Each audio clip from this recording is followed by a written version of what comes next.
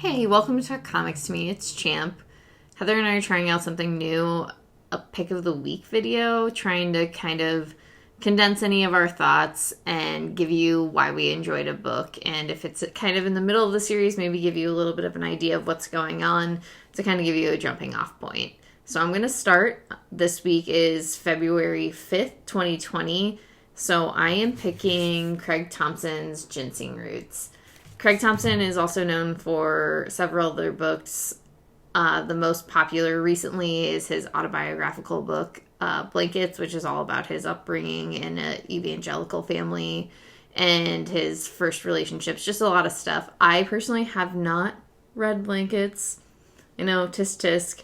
As a person working in a comic book shop, this is something, as I've been suggesting Ginseng Roots, specifically, that I've been not necessarily shamed for, but the book has been suggested to me many, many times, even before this has happened.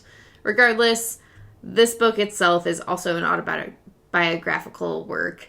It's just about his upbringing in a small town in the Midwest and how he helped on a ginseng farm and how him and his brother did that themselves and how that was the kind of beginnings of their job. And then you learn a weird amount about ginseng. And this issue number 3, you learn there's an interesting mixture of Chinese lore and ginseng and modern day things. And it's just a really interesting, I think, introspective into Midwest life, farmers being brought up in that sort of world itself. There's a lot of really, really interesting things going on in this book.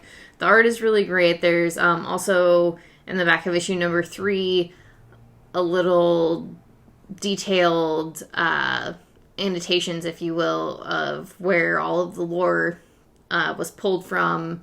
And I don't know, there's something just really interesting and kind of special about this book that I really enjoy, and it really pulled me in from the first issue.